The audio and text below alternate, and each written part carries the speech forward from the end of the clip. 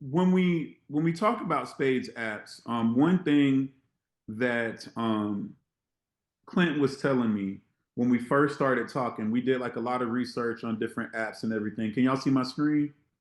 Yes. Okay. So we did a lot of research on different apps and everything, and we were looking at different Spades apps, trying to figure out, okay, what problems can we solve? How can we make it better? What are pain points? Yada, yada, yada. And so the thing that Clint told me that made a lot of sense was he says, as a developer, it looks like, and I'm paraphrasing, so I might get something wrong. So correct me if I get it wrong, Clint. But basically, he was telling me like, as a developer, he can see that a lot of these apps are apps that somebody tried to force a game into instead of it being a Mm, game that the app was built around. So that was the first thing that we saw. So we knew that we wanted to approach the development of this app from a standpoint of let's build a good game first. So as you can see right here, this is a Spades app. I don't know what the name of this app is. I have a ton of them on my phone that I've been playing and researching and picking apart. But this is what they typically look like. To me, it looks cheesy. It looks kiddie. It looks like Candy Crush. very, very. And me as a designer, and at least, and also with the Black Spades brand, design is extremely important to me. And both, it's a major part of the brand. Black Spades is really sleek, is really sophisticated, it's luxury, and this is does not communicate that at all, right? Um, Another one I can show you is this one. This is another example. This just looks like Windows 98. I know Imani's Gen Z, so she might not know what Windows 98 is, but I think most of us know Windows 98 looks like, you know. Another one, this one is a little bit better, but still underwhelmed. Um, the Yeah. biggest, the biggest issue that a lot of people have with Spades apps that are currently on the market is that the Spades apps that are currently on the market are really limited. First thing is you're always forced to play ace high. So if you don't play ace high, you're forced into that. You have no choice. The second thing is when you, as you can see, you don't really have a profile. So I don't know if you can see my cursor, but that's me right there. That's supposed to be me. That's me when I let my hair grow. but but it looks cheesy. And the thing about it is, Yeah. when the computer connects me with the partner, a lot of times I win consecutively. So I was playing last week. I think I won like five, 6 games straight, and I was playing with the same person. But as soon as we disconnect, we're lost. I don't know who that person is. I can't reconnect with them. I can't continue Yeah. to play with them. I have no way to do that. In addition to that, when we play on an app, the apps will only allow you to play the suit that led, right? Or spades if spades already broke. So you can't renege. You know what I mean? So there's a lot of limitations with these apps. Where our app is going to be different is, let me see, app assets. Well, our app is going to be different is, first of all, the design. The design is going to be a whole lot better. The interface is going to be a whole lot better. So show you, start with a few things. This is what a login screen looks like. I mean, already with the login screen, it does not look like Candy Crush. It doesn't look kiddie or potential login screen. We're going through a couple different iterations of it, but a gameplay screen would look like this, right? Where you can place your bid if you're playing Joker Joker Deuce. I mean, if you're playing bidding, you can place your bid. As you can see at the top, we have a score right here where it says us versus them. The interface just looks a whole lot more clean. In addition, as you can see at the bottom, we're using the Black Spades deck. So cards look like us, right? If you look at this particular screen right here, as you can see, you got the ability right here to call a renege. So with our app, you'll be able to play when you're playing 4 player mode. You'll be able to play where you can draw any card. So if you renege because you don't know what you're doing or because you're trying to cheat, you can do it as long as you don't get caught. But we have a button here where you can call a renege, just like in real life. The other thing is, a few people said that they don't know how to play, and if you don't know how to play, beauty of our app is you'll be able to learn how to play. There'll be a mode where you can go in and it'll teach you how to play. right? Another thing, oh, let me pull that back up. As you can see, you have profile pictures right here, right? So it's none of those avatars where I don't know who I'm talking to, I don't know who I'm dealing with.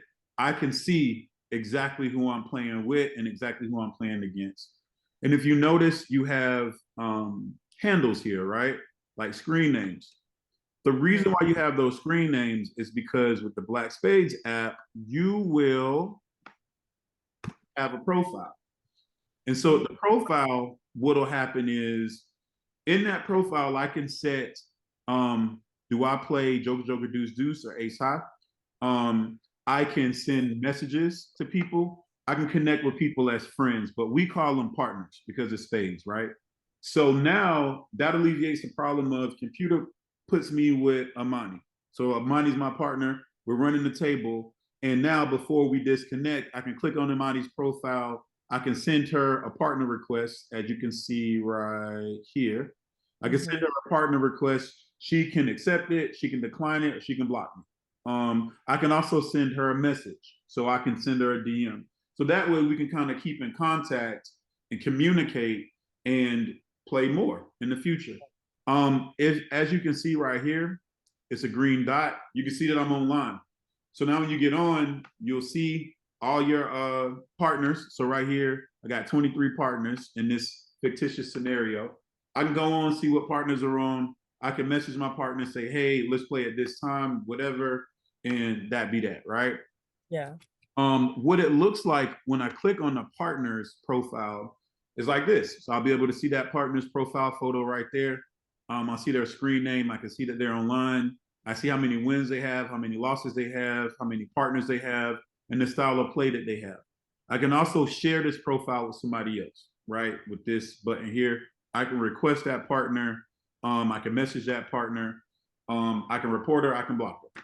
And as you can see, my request is pending.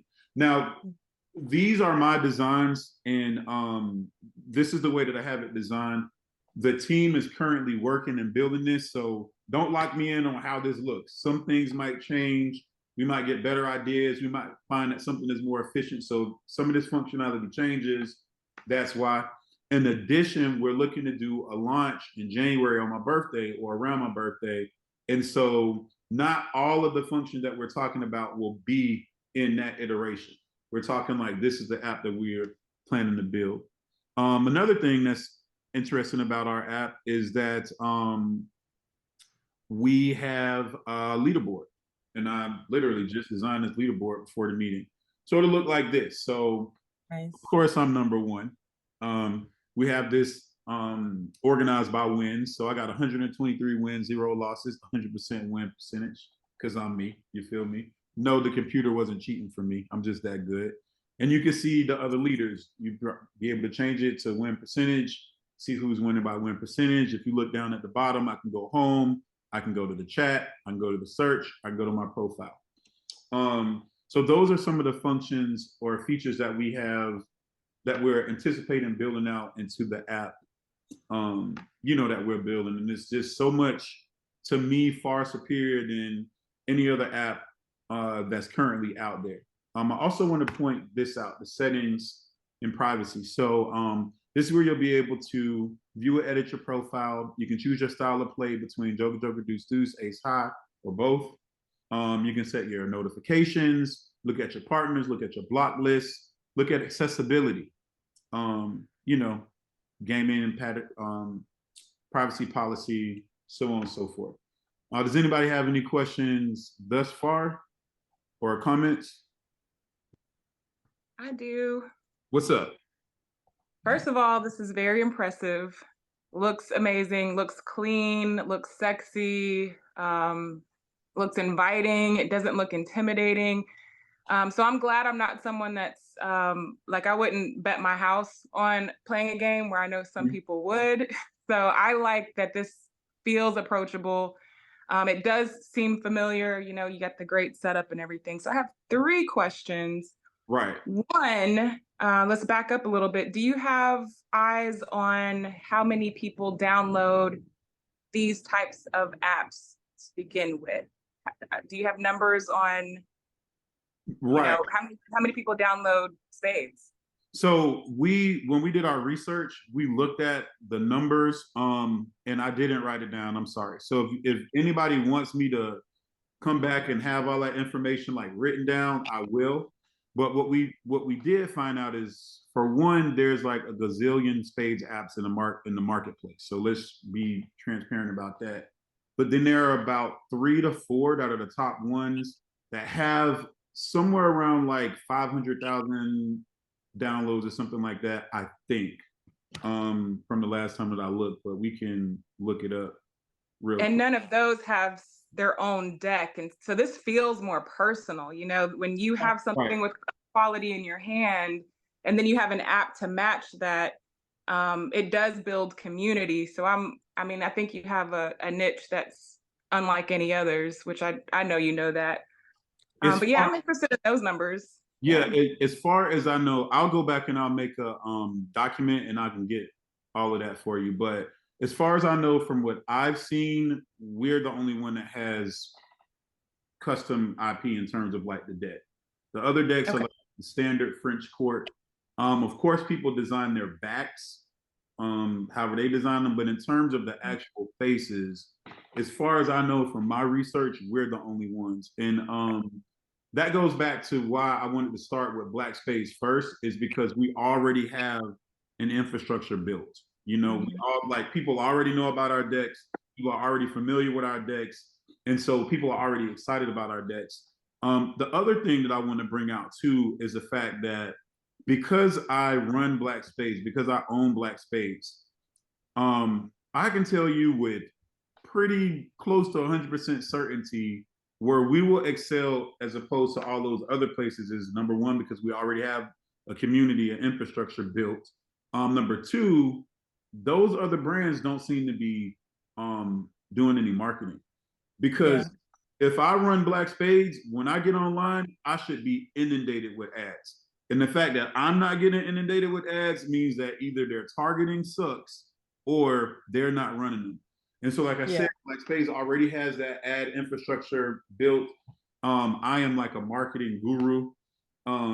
So I think to date, Black Spades ads have somewhere around like 3 million impressions or something like that. So like we will definitely outmarket them. So I'm not worried about how many downloads they have versus us, because I know it's just to be a matter of time before we take the market over. Like, I anticipate BNS in the top 3 Spades, in the top 3 Spades apps relatively quickly by the end of the year, if not before.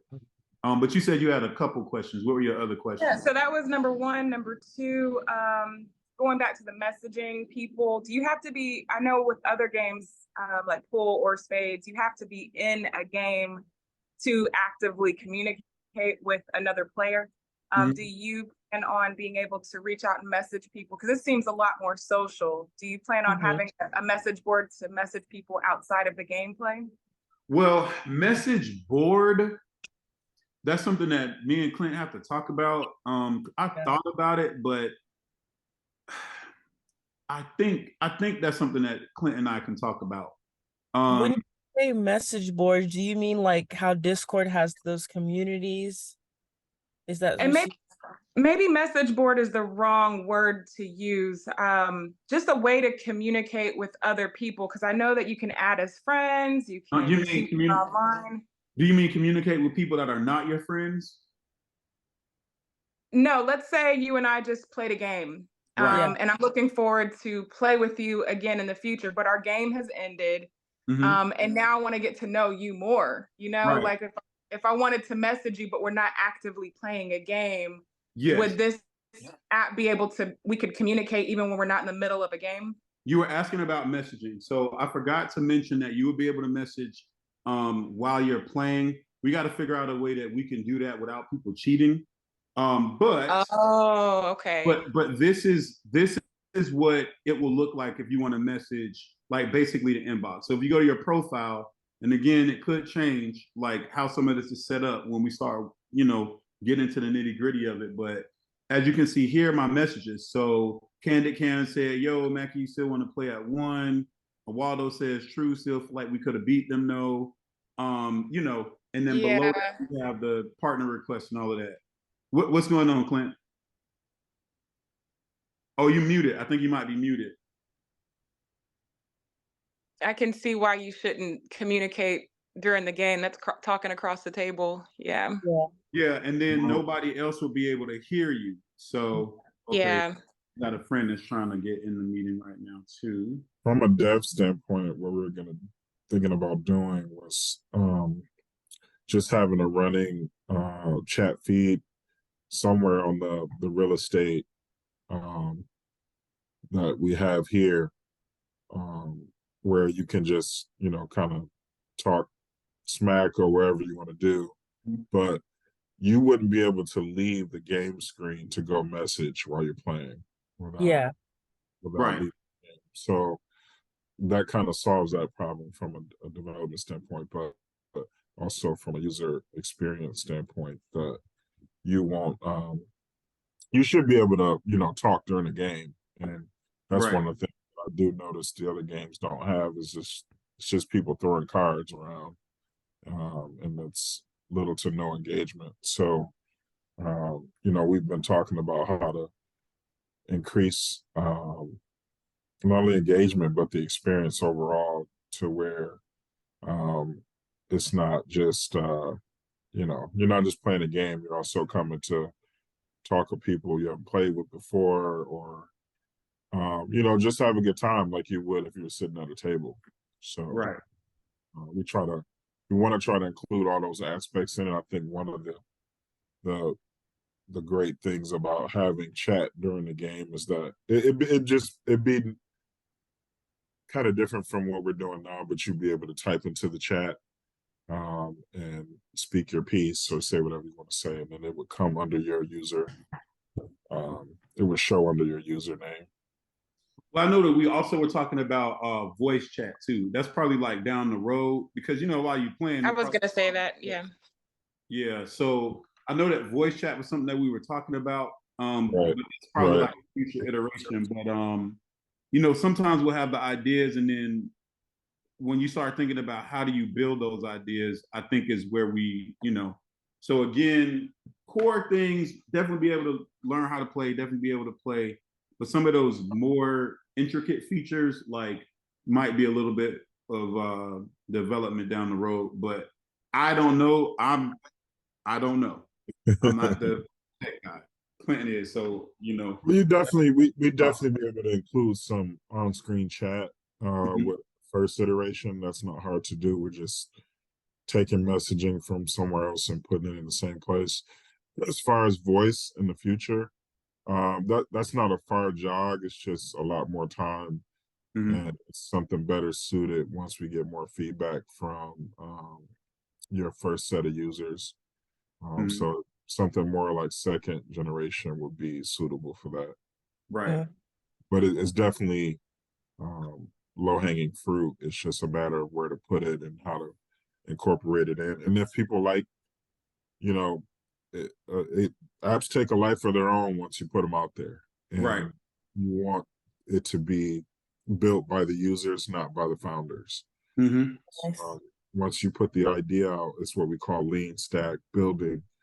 Is once you put your founder touch on it, you need to let the users tell you how to take it to the top.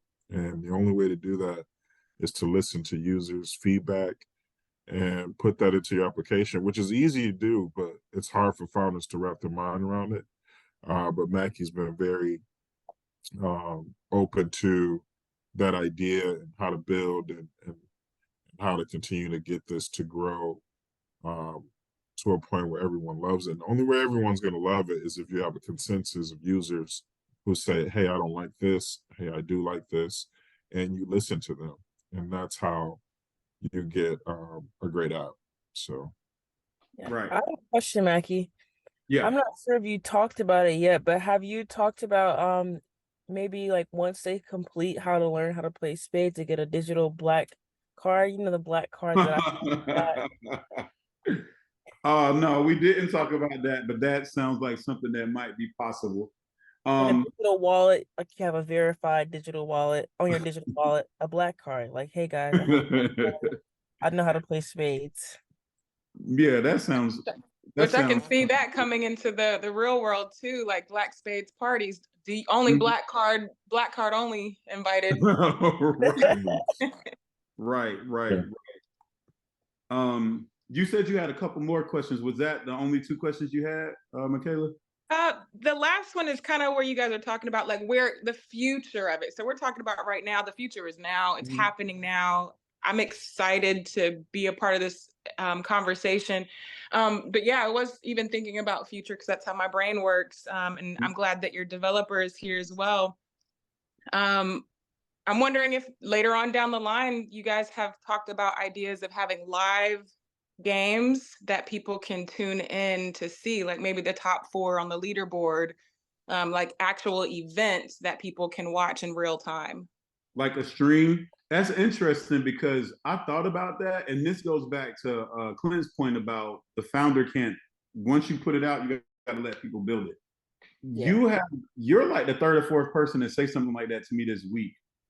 And I was like, man, who wants to watch somebody play spades? But then again, who wants to watch somebody play video games? And Twitch is huge. Or poker. People watch people play poker, you know? Right, right. Or pool, you know? But Right. you may want to play with your family members, over a holiday, and they're not in the same location. Right, So it's right. definitely, something you want to keep in mind. Well, yeah, so I- being able to play with your family members in a different location is something that you'll be able to do out of the gate. But being able to watch, Yeah. how hard is that to do? I think a celebrity black spades would be huge. Mhm. Would be something that I feel like people would want to tune into. Oh, true. And you Yeah. can actually hear them talk or watch, whatever the communication is going to be. People have a close perspective on what this game is about. Like they're in their living room, essentially. Mhm. And how we're all here on Zoom, like maybe people can tune in or like an IG live. You see the numbers of people who are actually watching this particular game. Right. Oh, right. Mm-hmm. Yeah, that makes sense. Sending out a link to somebody. Currently, so that basically going live is, from a tech standpoint, is just people recording themselves. I know it doesn't sound like that, but that's what it is. And essentially all of these different sites are just blogs that people are blogging chronologically in a certain order. So what you're seeing with Instagram, any of these sites, they're all blogs or vlogs now, you can call them, because people go live. But the technology is there to, if you're sitting at Christmas with your family and you want to set up your phone to go live while everyone's playing spades, I think that is a easier thing than 4 people trying to play on a different table. I mean, I don't know how that really looks, but just showing other people playing and you want to tune in to watch your family play, I think we could very easily put that together and just kind of build breakout rooms. I don't know if you guys are familiar with that, but that's kind of how it would look, is it'd be a breakout room that's live for you to type in. And no, that's, it's a great idea, and it's doable. I got a question. So sorry, I was just that answered my question. Sorry. It just seems like this is very much so about community. So the more you can involve community, the better. And I'm thinking like, this school versus this school, and that's the rivalry tournament, and all the students can tune in, which would then produce more sales for the cards and stuff. So yeah, that's all. That was my 3 questions, and thank you guys for answering. Right. Somebody else had a question. Hey, Maggie, this is Tantrice. How are you? Hey, good. How you doing? I'm doing well. With that being said, right, and having additional features, as it progresses and gets better, how would the revenue be generated? Is it a in-app purchase or subscriptions? So it's like what Clint was telling me, is like a freemium model. So this is my idea for it, right? My idea is that you want to make it available to as many people as possible, right? We want to get as many people as possible to be on it. So the first thing is, okay, you get on the app, you can play 3 to 5 hands for free. After you play that for per day. So after you play that 3 to 5 hands, if you want to keep playing, you got to buy coins or something to continue to play. If you don't have a subscription. If you have a subscription, you can play unlimited. As we build it out, you can do things like change your skin of your cards, like change the back of the cards, change the faces of the cards. So like with Black Spades, we have 9 different decks now. So like, let's say, okay, I want to change my face to the Black Girl deck. So instead of seeing the cards that you see by default, the Black Spades deck, you see the Black Girl deck, the all women deck. Yeah. Or you might say, okay, let's play with the FAMU deck, and you'll see the FAMU deck. And that would be per player. So if you paid for the FAMU deck, you see the FAMU deck. I don't see it. Right. You get what I'm saying? I would have to pay for it. No, that's good. That's good. Okay. Yeah, so that's a way. Another way that it will generate revenue, and this is, I was debating whether I was going to get into this in this call, but another way, the app is phase 1, basic phase 1. Right. The plan is, I know how big Spades is in the community, right? We all know how big Spades is in the community. I know that it's a wide open market for Spades because I'm in it right now. And so the idea is to build this platform. And when I say platform, I'm talking about app, metaverse world, video game, all of that. Build it up to where we have millions of people on this thing playing this thing. This is going to be like how Candy Crush was. We don't have anything like that for Black people. This is it. And so the idea is to build up this massive audience. So now we have a way that we can support Black businesses and say, hey, we have this platform, we have all these people, we have all this data, and in the future, we'll find ways to like extract data and figure out who is who so that we can direct with the targeting and all of that. And that's the grand scheme plan, is to build a big advertising platform. Like in my mind, it's always been about advertising platform. That's what it's been about. It was just that Spades was the entry point. Everybody come play Spades. Yeah, you don't have coins, you're not a subscriber, you want to get some free coins, answer this survey. They answer the survey, we got data. Okay, next day, you want to play more games, you don't want to pay, answer this survey.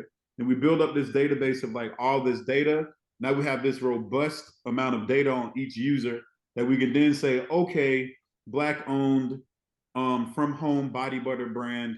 You want to get the people that use body butter, we already know because they've been answering these surveys. We're going to put this ad in front of them. So that's the big scale idea. The other thing is, we're only talking about the app right now. And remember, anybody that gets involved in this, you're not investing in the app, you're investing in Black Haven, which is the app, like the video games in the future, the metaverse world. So you're investing in the whole company, not just the app. We're just starting with the app. So this round, the fundraising is, okay, let's get this app built. Let's get this thing going. Let's get the word out. Let's, work out the kinks while Michelle works on the metaverse world.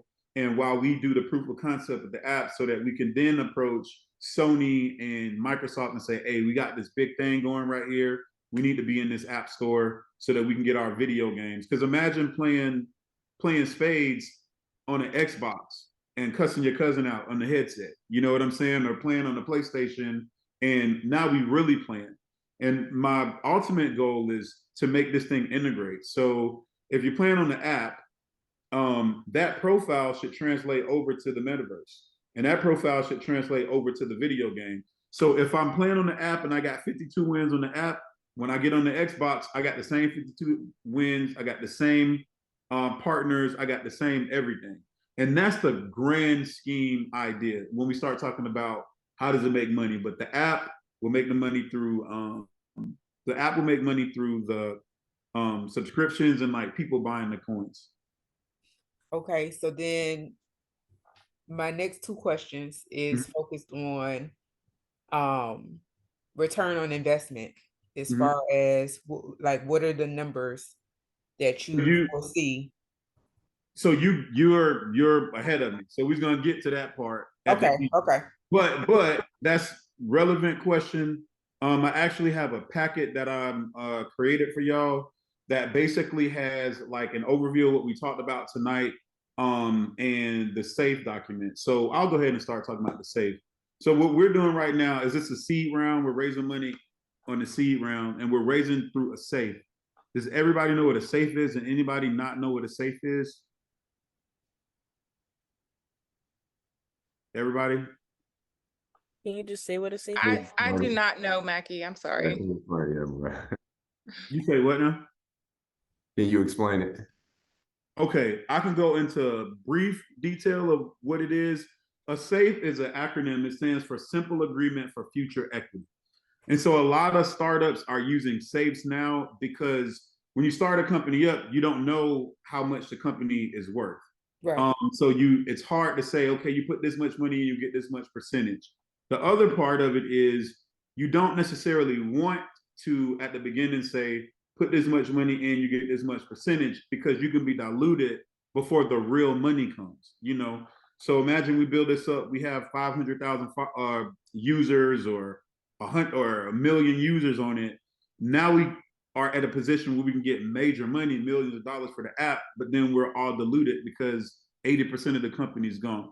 So what the SAFE does is it allows investors to invest in the company for future equity. So essentially, let's say with the SAFE that I have here, it's a post money valuation cap SAFE. So essentially, we set a cap for how much money the company has to be valued at.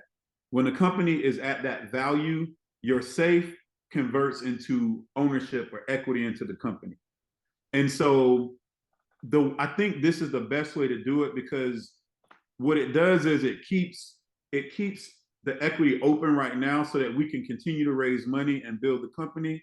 But then what it does for you is it protects you from a standpoint of, okay, future people that get in, you get your shares for a fraction of what they got theirs for, almost like you got seniority. You get your ownership for cheaper. It's a little bit more complicated than that, but a little bit better explained than that. So in the packet that I actually have 2 videos where you can click on the video and it'll explain it in detail how it works. You'll also have the form there, so you can read over the form. If you have an attorney, have your attorney look over the form. It's nothing crazy. It's not me trying to get over on anybody. I don't do business like that. But what I can say to you is, you are investing in Black Haven. This is not, let me get your income tax money, we about to flip it real quick. This is, you are joining me in being a partner in the business that I'm building. We are building a business. So don't invest anything if you're like, well, I got to flip this real quick and I got to pay my mortgage. We're putting this in here. It's going to take a couple years. We're going to build this up. We're going to be on TV doing interviews one day because it popped. That is the mind frame that I want y'all to be in. Not put some money in today and in 3 months I'm about to get a check, because that's not how this is going to work. You know, we're investing in the company. We're building a company. We're building a tech company. So does that answer anybody's question? Yes, that does. And my last question is about the exit strategy, right? You always have to plan out what it is that you intend for the company. So do you have an exit strategy? I know you said maybe IPO, but say if it wasn't, maybe you want to do an acquisition or something. Do you have that in mind of what you want to do? So I don't have in mind, to be honest with you, I'm kind of equally, it could be either, you know, Okay. it could be an acquisition or it could be an IPO. I prefer an IPO personally, because that means we still have the company, we can still grow the company. Right. You know what I'm saying? I prefer that. But I mean, if we build this and it pops, and this time next year, we got millions of people on it, and somebody's like, yo, I want to buy this company for $10 million. Yeah. We selling this company for unless we assess it and they're like, bro, this is a $50 million company or a billion. Like, we got to assess it. But I mean, I'm open to either. The thing is, I don't know if you heard from the beginning, my whole thing was I didn't want anybody to ever be able to take black spades. This was being built with the intention of IPO or sale. Like, that was the whole purpose of it, is because, you know, I'm sitting down and I'm looking at how people are getting rich. Everybody talks about getting rich. Everybody talks about generational wealth and all of that. And they regurgitate stuff from Instagram. And I'm like, no, I really want to do this. And so what I've learned is people really make the money when they buy and sell companies. That's where a lot of people make a lot of money. Absolutely. Or buy and sell ideas. And so I was like, I don't have any infrastructure built to be in a position to make money like that. And so I'm like, I need to build this company so that I can do that. I already got, like I said, this following. I already have all these other things in place. I already see a wide open market of how we can do it better than anybody else can do it, faster than anybody else can do it. So why wouldn't it be us? So that's the idea there. So I can't give you a clear, you know, yeah, we're gonna sell it one day or we're just gonna IPO it. I mean, we may keep it private if it's making, I mean, you know, whatever's in the best interest of like really building this thing and making it make money and creating as much leverage as possible, so that when we do get approached, we could be like, nah, that's not enough, you know? Okay. So that's that idea. Anybody else have any other questions like that? I have a question. Yeah. Just to clarify, in reference to, since this is us investing through SAFE, Mhm. would we only see some type of payout once an IPO and a sale is to occur? It has nothing to do with like the valuation of the business, meaning like the company becomes worth more. We're not receiving any type of like dividends off of that, correct? So you can receive dividends once the SAFE converts to shares. Okay. Does that make sense? Yeah, that makes sense. Does that make sense to everybody else? Does it not make sense to anybody? Because if not, then I can kind of explain it. But again, you'll have this package that's gonna break all of that kind of stuff down. Okay. And then my second question would be, since we'd be considered the first round of investors, if you were to consider investing again, or if we would want to invest more, would we have first dibs on our ability to do so before opening it up to more people? Like, would you consider like talking to us, saying that you needed more money so that we could decide if we wanted to put more money in before involving other people? Yes. So yes, we can do that. We can definitely do that. But again, well, so First right of refusal. right. That's what I was gonna say. You'll have the first right of refusal. So you could totally do that. What I was gonna say is, so with the SAFE, right? Because I feel like some people may not be asking the questions to be super clear. So with the SAFE, let's say you put in $5,000 today, right? Your $5,000 goes into this and you have the promise of future equity. Your $5,000 will convert into shares once we are valued. I set it at $1 million, at $1 million valuation. It sounds like a lot, but $1 million really is not a lot. So once we're valued at $1 million, your SAFE converts to shares. At the point that SAFE converts to shares, that's when the dividends and all that stuff can be paid out. But you could actually accelerate the SAFE converting to shares.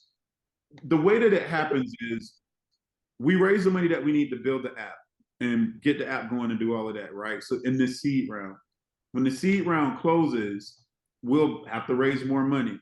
Let's say somebody comes in and they say, okay, Mackie, this is rough numbers.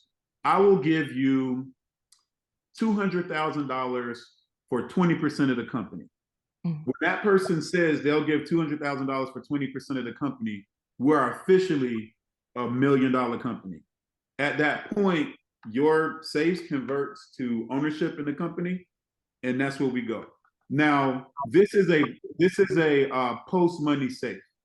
So now every time we raise money, it increases the value of the company too. So let's say that we had 10 people on the line right now, and all 10 people said, yeah, we're going to put up $10,000 a piece. The company now has $100,000. So now we're 900,000 away from $1 million valuation, if that makes sense. So it can be accelerated if somebody from the group says, you know what, I got a partner over here that has this amount of money. Instead of me buying another safe, I want to get in a price round and then buy my shares like that, as opposed to buying through the safe. So you can either do it after it converts, or you can jump in on a price round and like just accelerate us. You get what I'm saying? Which I wouldn't advise to do until we're closer to reaching the cap, because you actually, as an investor, will end up having more. You'll end up having more equity for less if you do it in the safe, if that makes sense. Yes. You got more risk, but you end up having more for less in the safe. Is anybody confused? Everybody good? I think it was something else that I wanted to tell y'all. Oh, Michelle, are you still on? I'm sorry. I meant to let Michelle talk more about the metaverse. Is she still on? Yeah, I'm on here, Maggie. I am just driving now, so Oh, you driving? makes it a little more difficult. So when we were talking earlier about having live spades games and being able to view, so you can actually have people jump into the metaverse all across the United States or in the world and play spades almost live in a virtual world that we are creating for Black Spades. So those games, they have a broadcast feature, so people will be able to broadcast all of the AI games to your phone or to television or to wherever they want to be. So are you saying basically that what will happen at that point is by default people can just view a game? Yeah, all the ones that we do in the Spades metaverse. Our Black cool. Spades metaverse room. So you know how I sent you that video clip of the room? Well, yeah, that I'm actually video about clip, to show it. Yeah. I recorded that clip and was able to, you can view it, like you can actually record and send it out later, or people can jump in and be live. Gotcha. Okay.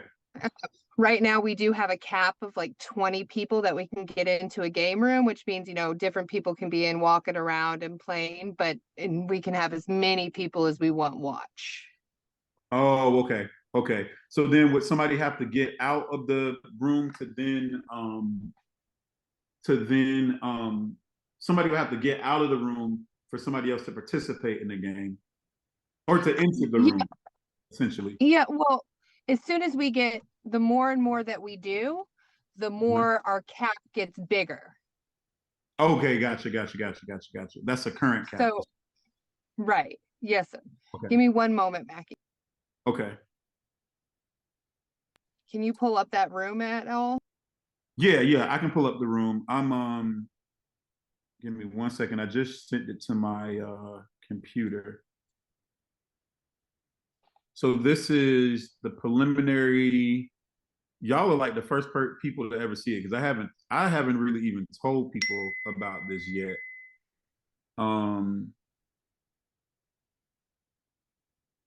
But we will be able to do it, and so. Hold on, I'm trying to Zoom so I can share the screen.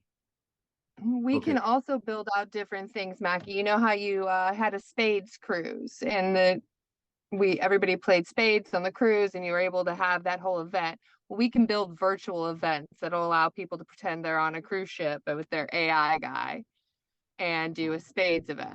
Wow. So there's a lot of capabilities.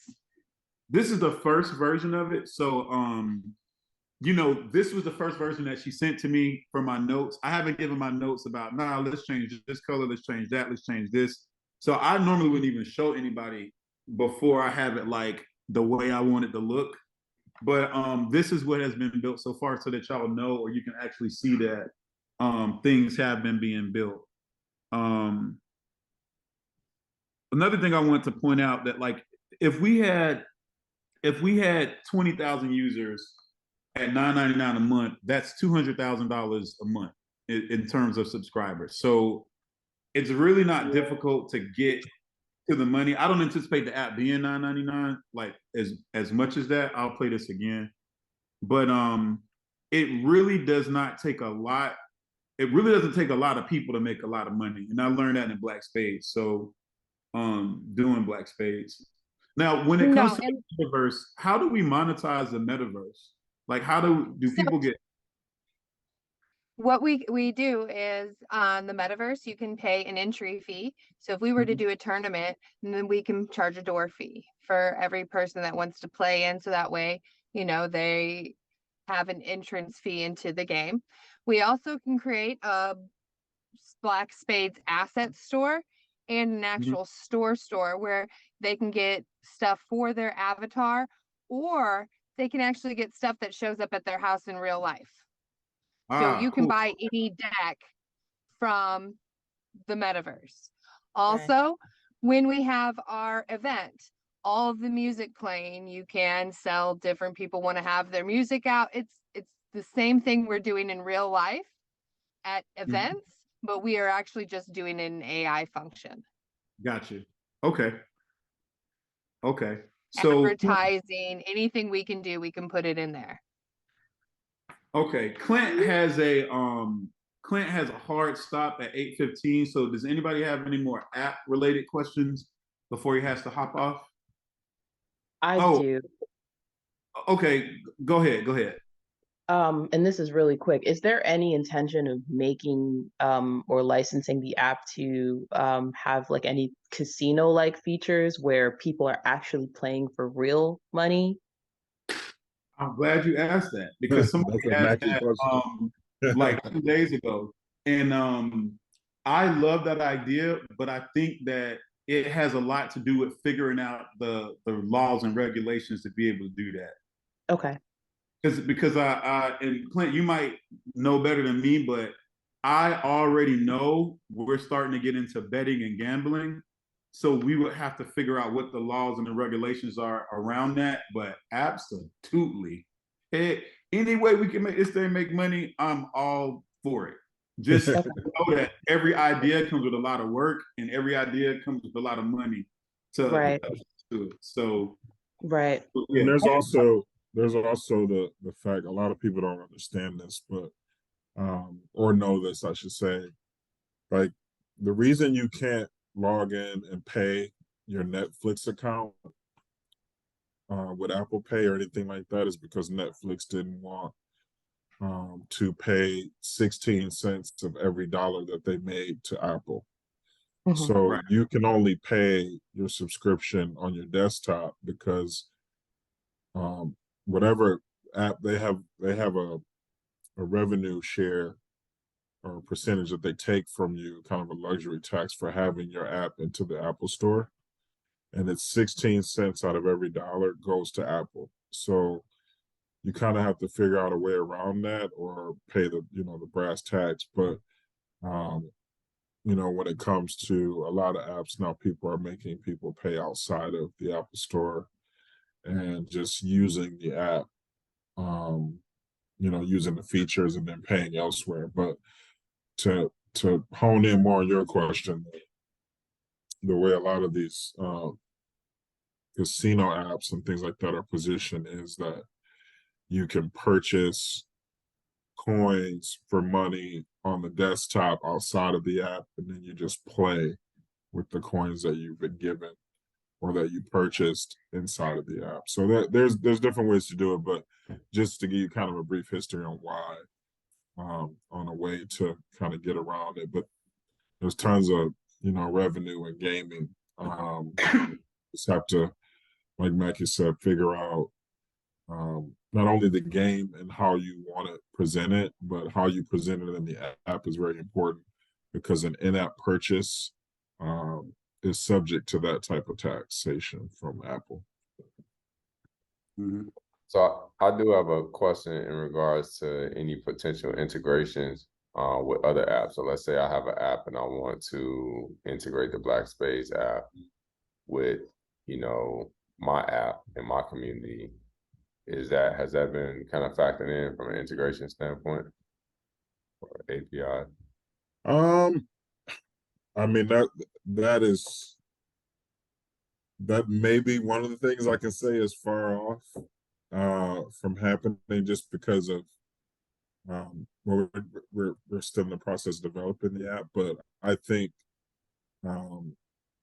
that would be like a case by case basis, depending on where the app is located. If it's an Android is the biggest app market there is, by the way. So Android has the most devices. They have the most phones at any given time. There's 300 to 400 devices that are Android devices. iOS is the highest.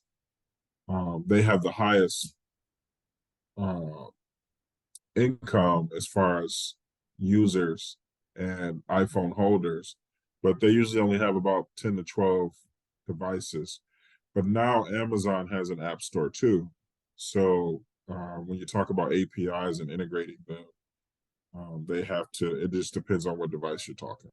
So obviously Android is more expensive, and we're building in a language called Unity, but we also are building one in Flutter as well. So simultaneously we're going in those directions. And Unity is kind of across the board, but Flutter is for the main two stores, which is Android or two platforms, Android and iOS. But APIs aren't super hard to do, but you have to have a completed project and you have to be at a zero crash rate so that you can understand how an API can integrate into whatever platform or community you built. But that's not, it's a idea that can be done at completion of, maybe the second version of this app. And I got a really quick question. Is there any thought about being able to link your profile to like your Facebook profile or your Instagram profile so that you may be able to access your friends on there to get partners? What's going on, guys? In this Is that something that's possible? Or how difficult is that, Clint?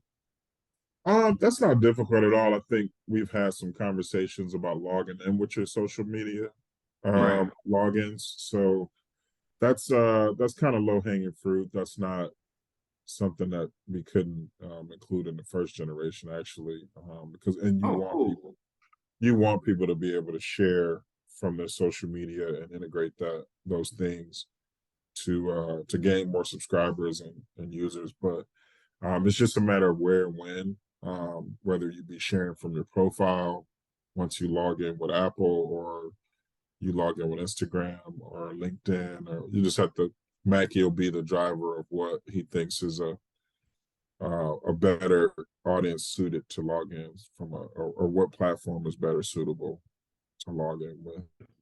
I'll probably say Instagram. But yeah, it could be done. Yeah, I would say Okay. Instagram. Okay, yeah, we can talk about that when you have time, Clint, because I think that's a good idea, because that'll help us get more users. Something that I want to go back and I meant to mention, if you got to cut loose, that's cool. I see it's 8:15, Clint. Yeah, my wife is looking at me.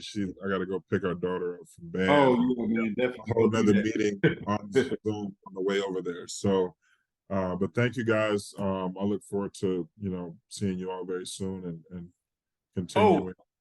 Oh, before you go, I do want you to meet Najeri. Can you say hey, Najeri, and introduce yourself?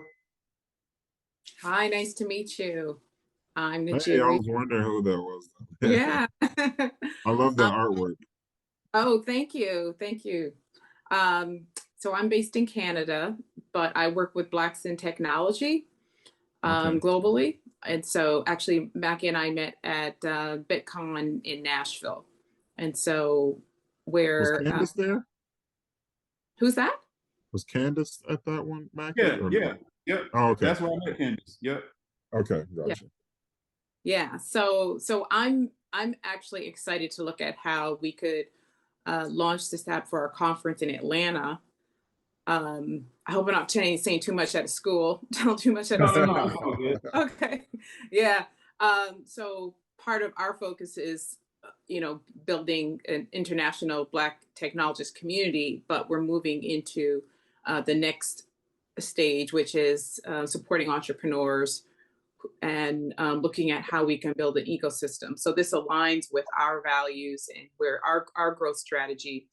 And where else would it be a better place where we have, 1,000, 2,000 people trying to meet, and then having some activities there for our community engagement. So I'd love to see this as a success story moving forward, and to show that this is community empowering business and technology at the forefront. So yeah, so that will be in September. So looking forward to lots of growth with this app between now and then, and we can open it up to a bigger stage. We have close to 30,000 members now. So what I'm excited about is to actually move our member base, or invite them to actually engage on the app. So that would give it a great push for the user experience. But most importantly, we have a whole community of technologists, so we can, pull from that to get that feedback. We've got everything, folks on data analysis to, web developers, to get that feedback, so that we have a community of professionals that really want to support and add insights as we're building along the way. So that's where I'm hoping to really bridge that gap. And then from there, that would be a great case study of how other organizations can bring communities on board. So looking at, rather than just one individual at a time, in terms of acquiring communities, right? So then there's, with the conferences, fundraising events, and ongoing community engagement. So you're not just, communicating on social media, having tangible ways of engagement and community building as well. So that's what I'm excited to support. That's exciting. Yes. That's absolutely exciting. And I think it's a case study after with our organization. Once we kind of make that transition, we could go to other organizations like NSBE, National Association of Black Engineers.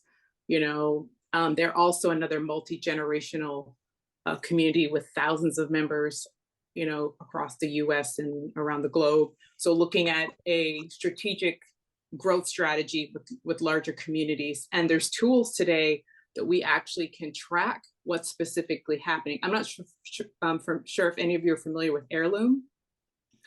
Yes. Yeah, so Heirloom would be great, so that we could actually track the users on board. So we'd say, who are engaged users, how often do they come to the app? How often are they interacting with both of our communities, so that everybody can leverage the data moving forward. Right. Awesome. So I know Clint's got to go, so I don't want to hold him up. Yes. Well, it's a pleasure to meet you. You as well. I'll get your contact information so we can chat more. Absolutely. Yeah, I wanted to make sure that the two of y'all knew each other, because I think that was a good connection. But I also wanted to let everybody else on the call know the types of relationships and support that we have behind the app. So Blacks in Technology is a pretty robust organization. And like I said, or like she was saying, we met at their conference, at their national conference in Tennessee. So in addition to Blacks in Technology, we also have a really good relationship with the founder of Render ATL. So he's a good friend of mine. We actually, Amani and I and another of the people, a person on our team, went out to Texas last month because we were doing a space tournament with Render and Intuit. Intuit is already, I spoke to Intuit last month, and Intuit is like, Mackie, we want Black Space to do all of our swag for Afrotech, not Afrotech, but for Render next year. And Intuit is a company that owns MailChimp, they own TurboTax, they own Credit Karma, and what's one more? One of those other things, MailChimp. So It's Turo. we have relationships, huh? I think it's also TurboTax. Not TurboTax. Or Right. maybe TurboTax, yeah. But at any rate, I just wanted to let y'all know, like, we're not building this app just out the blue. We don't have any resources. We don't have any relationships. Like, we have extensive relationships and ways to get this out. We got a huge community of people that's gonna be behind this, pushing this thing. So it's not just somebody, we're just making an app and just figuring it out. We actually have infrastructure built in the background to make it happen. Finally, I want to say that, like I said earlier, my birthday is exactly a month from today. And I'll be 40. I never really celebrate my birthday, but I figured 40 is a milestone birthday, so I want to actually have an event. It made sense to me to have a birthday celebration somewhere, and then also make this the soft launch for the app, right? So to make it, okay, you come to this event, everybody downloads the app at the event. People are playing the app. People can play analog Black Spades while at the event. It could also be another fundraiser, a way to raise money for the app. But basically, the idea is to get a bunch of people in the room on the app at one time, stress test it, like see what's wrong, what's good, see how they use it. We'll have UX people in there, user experience people in there that are going to be conducting tests that people don't know that they're conducting, because we don't want to skew the data in any way or impact their actual responses. So, that's the idea of what we have. In order to build that infrastructure up, I just wanted to let y'all know that I'm going to go ahead and share my screen one more time. I have already started. Wait a minute. Is this my share screen? I've already started working. So in the meantime, while we were talking about the app and Clint has been working on the app behind the scenes, stuff like that, I was already working, building this thing up and gaining momentum. So as of now, we already have a custom audience right here. You see Black Haven beta testers of 423 people that are in line to beta test the app. So from the time I had the idea, I started the campaign. Clint was like, we're gonna need like 100 people to beta test the app. I was like, oh, that's easy. I made a post on social media, I had 100 people in 24 hours. So he was like, oh, wow, okay, well, get more. So I was like, okay, we'll do 200. The next day, I had 200 people. And so from there, I was like, you know what, let's get 500.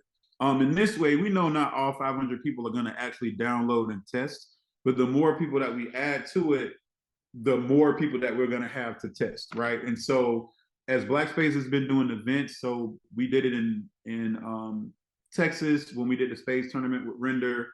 We did, what we've been doing is, if anybody's familiar with our gift set, I can show you what it looks like. But the Black Spades gift set is basically 2 glasses, a deck of cards, a scorecard, stuff like that. So what we've been doing, I don't know if you can see my screen, but that's the gift set or what it looks like. But what we have been doing was going to these events and having raffles. So we'll say, okay, if you want to join our beta testing team, get a raffle ticket to win the gift set. So we've been able to we're just about at 500. So, and this is just people dedicated to testing the app. Like we already got that 400 people in line. Like I said before, Black Spades has a email list of 11,000 people. Blacks in Tech has an email list of so many thousands of people too. So we have some traction already that we can get this out and get people excited about it before we even spend $1 advertising or promoting it. I got a quick question. Yeah, what's up? Who's your audience? Is it mostly female or more male when it comes to spades? For which audience? Black Spades or for Black Spades? So for Black Spades, our audience is pretty much half and half. Did you see when I showed like the presentation part earlier with did you see that part earlier? I'm sorry. I might have missed it. I just wanted to know because I was thinking that you can we can also probably collaborate on Instagram because I have the Black Moms TV. And get together to kind of to push the beta testing as well. So Oh, well, listen, let's do it. I'm down yeah, with, because we have a black girl deck. Like it's a black girl, it's called a black girl deck, but basically it's a deck that celebrates black women. It's all black women in the deck. Like we took okay, all the men out, it's just only black women. I don't know if you have a mix of black women and all other demographics, but it could easily be, a women deck. They just right, happen to yeah, but from my experience, there hasn't white women haven't been like, oh, it's all black women, we don't support it. It's been a lot of white women that's been buying this deck. So but I do want to show you, because I think you missed that first part of the presentation. okay, We talked about black space traction, and I'm gonna get y'all off of here within like the next 5 to 8 minutes, unless y'all have more questions, because I know we've been on for a while. But I'm gonna just share this screen one more time. I dropped the Instagram in the chat. So Okay. Uh-oh, I didn't mean to do that. I meant to hit share, not leave. Okay, can you see that screen? okay, there we go. So this is actual data, like driven by data. So this map that you see is a heat map of Black Spade sales. And it's just showing like the darker the state is, the more sales we have in that area. You can look at the bottom right-hand corner to see like what those numbers look like. But the gender breakdown is about 49.8% women and about 48.8% men. So we're pretty much right in the middle Okay, in terms of like who's purchasing Black Spades. I think that the numbers are skewed a little bit more toward women when we get into like following, like social media following. I think it's a little more skewed towards women. My personal social media is definitely lopsided toward women, but yeah. So we're pretty much neck and neck, 50-50 on male and women, male and okay. female. Yeah, let's leverage these accounts. That's what it's there for, right? Oh, absolutely, absolutely. So I told y'all about the yeah, okay, I told you about everything else. The last thing that I wanted to show you is the packet that I'm about to send out to everybody. So one of my really good friends passed last week.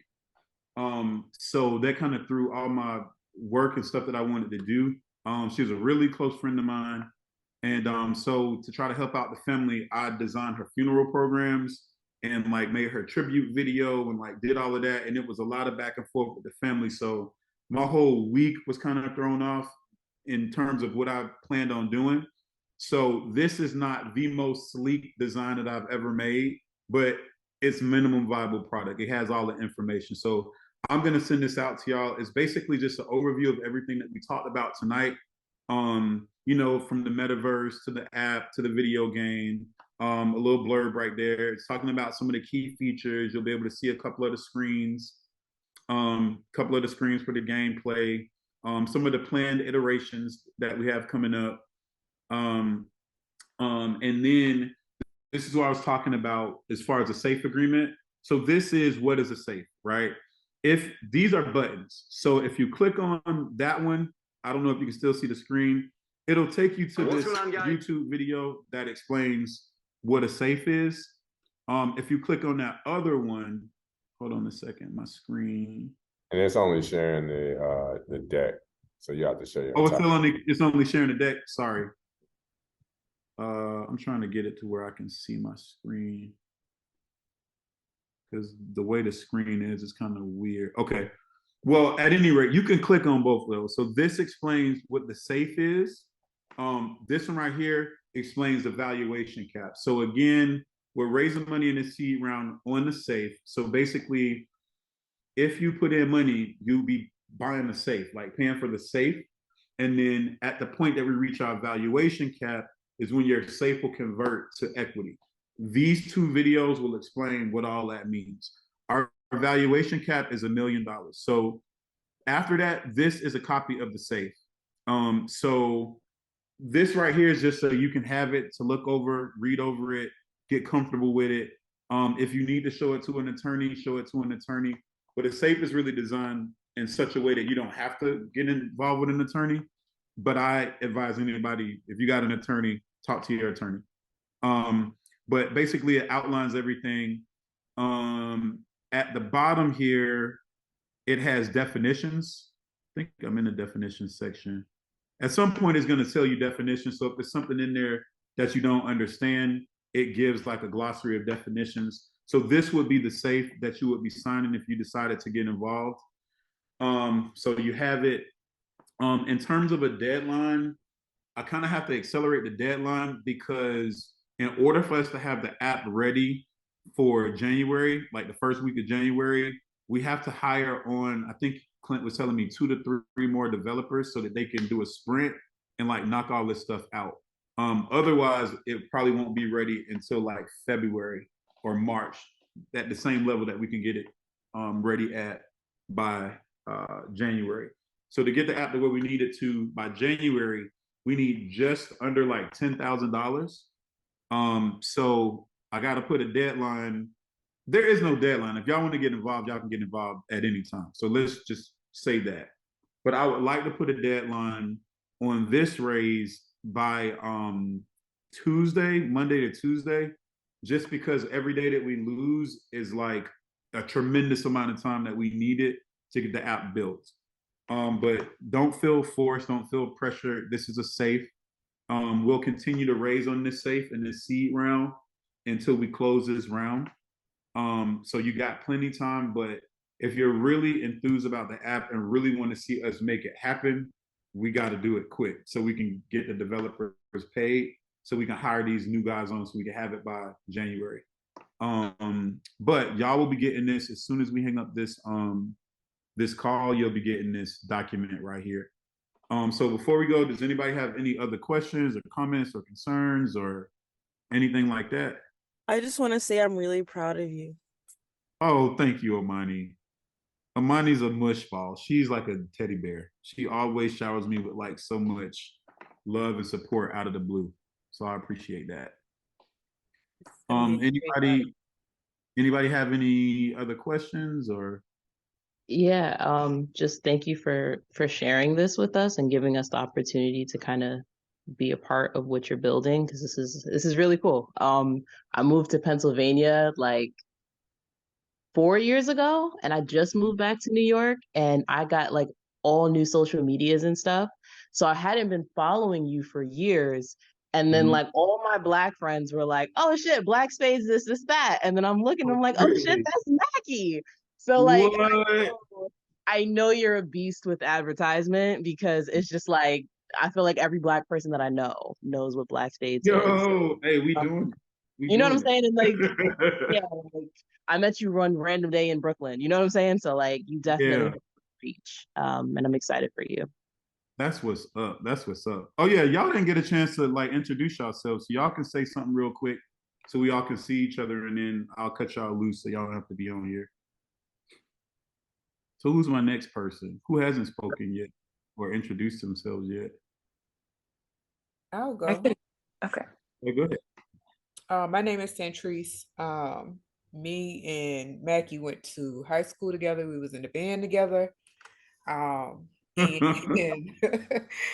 and I'm just supporting. That's just what it is. I'm here to support. So I'm very proud of you.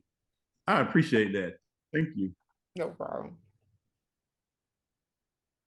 Okay. Anybody else want to jump in and say something? You don't have to. I mean, I just thought people could say something. No, that's go ahead. No, you can go. You can go. Oh, I'll go after you. Okay. Hi, everybody. My name's Michaela. I met Mackie a little over a year ago at an event that we both worked really, really hard on. And I think we just recognized each other's work ethics. And so we just support each other with all things. And to just watch him grind over this, year and some change has been incredible to watch. So Mackie, I believe in you and everything that you set your mind to. You are definitely somebody that I would want to support, because I think that you have good intentions with all that you do. And so, yeah, I definitely am here for you and love all that you're doing. And yeah, it's been great watching you, and I'm excited for you. Hey, I appreciate that. Man, I wasn't expecting all the butterflies and sparkly. That's Yeah, what's up. so I'm Ryan Short. I started following you maybe like a couple of months ago. Mhm. Just a real quick story is that I had an idea for like a app, a spades app for the culture, and I DM'd you and let you know this. And when I was following you and I saw you created your post, you know, I kind of got a little discouraged, but then I was thinking, especially because the apps, the spades app that I've seen, no, they haven't been made by us. It's been made Mhm. by those big corporations that don't really care really about the culture. So, but then, I reached out to you about, possibly, sharing ideas and, collaborating, and you were so, you know, open and welcome to that. So, it's good to see a black man, you know, uh create something for the culture. And I think as more of us, get to see the app and get to be on there, I feel like it could be really something that we all, get into. So Mhm. I'm looking forward to sharing, ideas and, just supporting because I just believe in the culture. So big ups to you and what you have so far is just it's top tier. I As appreciate as that. you as you said with the other apps, they look basically they look goofy. So Yeah. you what you're doing is real legit. So What we doing? yeah. This is what we doing, but yeah, yeah. Yeah. And also, oh, go ahead. I'm sorry. Now go ahead. Go ahead. Go ahead. Oh no, I was just gonna say like, I don't want anybody to feel pressured to get involved. Like, if you decide not to get involved, there's no pressure, there's no hard feelings. Maybe in the future, sometime we can do something, but I'm a resource to everybody. So like, if it's something that I can do to help y'all and support whatever it is that you have, let me know, and I will do it to the best of my ability. And if I don't know how to do it, I probably know somebody I can connect you with. So y'all, that's independent of any support that you do with the app. Like, that's not attached to, oh, you got to support the app. No, if you need help or you need something, let me know. And if I could do it, I got you. But go ahead. I'm sorry, I didn't mean to cut you off. Nah, you good, you good.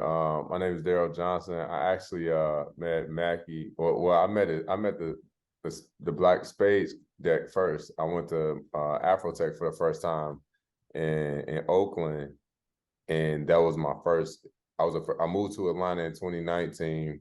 I was the first Black trainer that got hired at Zoom. Before Zoom was Zoom, as I like to say. So I actually created a event production company, which is Signature Vibe. That's why when I peeped the time, I'm like, look, let me go on it, pivot real quick.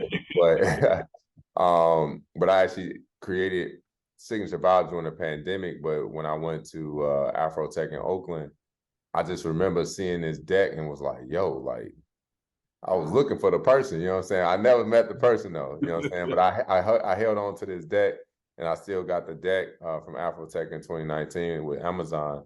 And I went to the Strength of a Woman this year actually, and I saw the setup. I think you was set up, Mackie was set up at the Strength of a Woman. I walked out, I'm like, okay, yeah, like I got the deck from, you know what I'm saying, Afrotech, you know what I'm saying, this is dope. And he was like, yeah, I'm the founder. I got excited, you know what I'm saying? I get excited when I see one when I see us, you know what I'm saying? Because I know people get excited when they meet me too, in terms of just not just hope, but I love to see us win. And Afrotech was that moment in time where I fell into tech, and I was the first Black male that got hired in the training department at Zoom. Like, I went and searched the org. I was like looking like, this can't be no Crazy in the whole that's in company. 2019. You know what I'm saying? So I went through a whole racial discrimination situation there, but I wound up when I bumped into the deck, I'm like, yo. So when I actually met, and that technically was this year. So I had these decks since 2019. I just met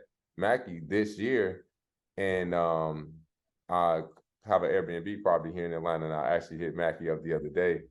and I sent him my guest check-in list, and I have a partner program where literally you can support Black-owned businesses within the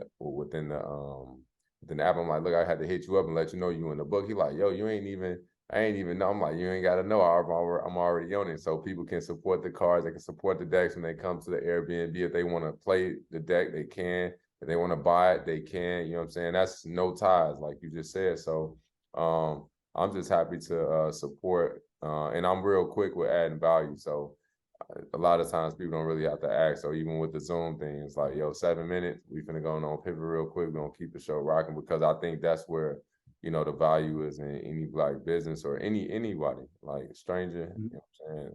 Not a problem. So look, I'm just happy to be a part of this. Everybody that I know about the Black Spades card, so we're gonna keep it rocking. Man, that's what's up. I always I'm not surprised when people have heard of it before, but I'm always surprised when I hear people have heard of it. You know what I'm saying? Like if I go to another city, sometimes people recognize me from the ads, and they be like, "Can I take a picture?" I'm like, "I'm so regular, like take a picture." But it just still feels good that people know about it, you know, like, and I don't know who they are. Miriam, you on? She might have the phone down. But I'm not gonna make everybody go in and say anything, but I really appreciate y'all for taking the time to like hear the presentation, for taking time to take interest in it and potentially pour into the company. If there's anything that y'all need to know or any questions that y'all have, let me know. Hey. Oh, hey, Miriam. Oh, you at work? You working? Yeah, I missed like the majority of the meeting. I'm sorry. It's all good. I'll catch you up. Was it recorded? Yeah, it's Can recorded. I view it another time? Yeah, it's recorded. Okay, you're gonna have to send it to me because I missed the whole thing. I'm at work. Oh, that's all good. Multitask. Don't worry about it. I got you. Okay, but yeah, I'm interested, but I don't know anything because I'm busy. I try to peep in every now and then. Okay, I got you. Yeah. Huh? I said I got you. Okay. All right. I gotta go. All right, later. All right. Well, yeah, so I met Miriam freshman year of college. When I was at Albany State, she went to school at Mercer, and so we were leaving Albany State to go find some girls at Mercer or something like that. And I met Miriam like years and years and years ago. We've just been friends. So that was like 21 years ago. But anyway, I did want to tell everybody, thank you again for taking the time to, just listen in and consider being a part of this. If you have any questions, let me know. I'm down to answer. If you have any questions about the safe, let me know. If you have an attorney you can run it by the attorney. I feel good about what we have, and like it's nothing I'm trying to get over or nothing like that. So, whatever is needed, let me know. I'm here. I'm a resource. Again, if you do want to get involved, the sooner, the absolute better. But take some time if you need to take some time, and let's try to do it by Tuesday, if possible. So is everybody good? We're Tuesday. What's today? Thursday? Thursday. Okay. I'm only trying to accelerate it like that because I can't. No, understood. Like the time. Yeah, timeline wise, I can't afford developer wise to do it. So, yeah, but it's Thursday today, and then Tuesday, by then. So, everybody good? You look cute too. I like your hair. Are you talking to me? Yeah. Oh, thank you. Yeah, I'm loving that hair. Thank you. I didn't get to introduce myself, but I'm Zaria. I am a designer. I design handbags and I support everybody Black. So that's why I'm here. If you send me a handbag or two, I'll shoot it for you and send it back. Okay. Okay. Mm-hmm. They're in the beta stage. I'm working on having them developed for 2024. I don't know if I'm going to be the seamstress that is handling all of them or if I'm going to employ others to do it. I just don't want to become a fast fashion brand, if that makes sense. So I'm just trying to do everything as ethically as possible. And I'm not really ready to publicly put it out there, only because, you know, Oh, okay. smaller brands get stolen from all the time. So just going through the right phases. But the design is here. She's ready. Oh, okay. Well, whenever you're ready to shoot it, let me know. Okay. That's easy. Easy to get you shoots. Thank you. Mm-hmm. Well, I'm gonna send y'all that packet that has everything in it. Again, in that packet, that safe that's in the packet is a PDF, so you can't sign it. But if you want to get involved, I'll send you like the Word version of it so we can put dates and all that type of stuff in it and actually make it right so that you can sign and scan it back up and get it to me. So, you know, that's it for tonight. Thanks for y'all's time. Thank you. Thank you, Mackie. Thank you. Thank you. Well done. Thank you. Nice to meet all of you. It's nice to meet you all. Likewise. Oh, we got playoff music. All right, good night, y'all. Oh, everybody, make sure I'm following you. So, like, send me a message so I can make sure I'm following everybody. Yeah, can everybody drop their IG in the chat?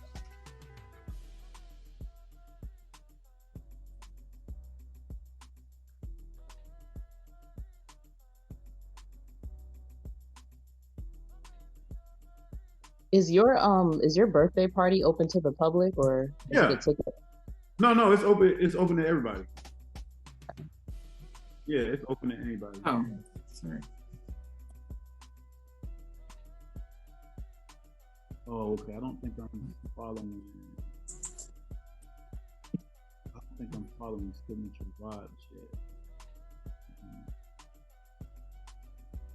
So you know all the insider Zoom tricks.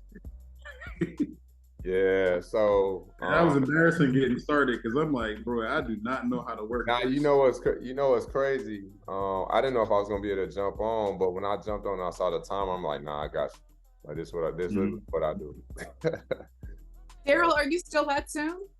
No, I'm not. So I left Zoom probably before I was there doing IPO. I left like probably in July. And then I wound up going to Microsoft. My most recent company, I did merger and acquisition at ServiceTitan. So I've been there for like 3.5 years. You did mergers and acquisitions. Yep, I actually built out the department at ServiceTitan for merger and acquisition. So we basically got everything we need. That is crazy. Yes, I've kind of dipped and dabbed in a little bit of everything. So I'm going full time with my event production company. I do digital business cards as well. So that QR code there, if you scan it, it'll get you all my information and the intake form as well. Also, so I do event production, but it's a different level to it. So I really sell security within a production. So it's take your mind off of any worries on the tech side. Do you do book launches as well? Whatever event you have, I'll be able to do it for sure. Okay, and do you have anybody that at Zoom that would work with nonprofits in terms of do you have any connections about Zoom? I do still have connections at Zoom, so we can definitely chat about that offline. We can. Yeah, I'll connect with you on LinkedIn. All right, cool. Yeah. Cool. Congrats on your business. It's awesome. I appreciate it. Did you know that? Oh, this man got Airbnbs and no, he didn't even say everything. But okay, everybody, I'm about to get off for real this time and get you this email. Great connecting with everyone. Good night. All right, y'all have a good night. Good All righty. night. Thank you. Good night. Bye.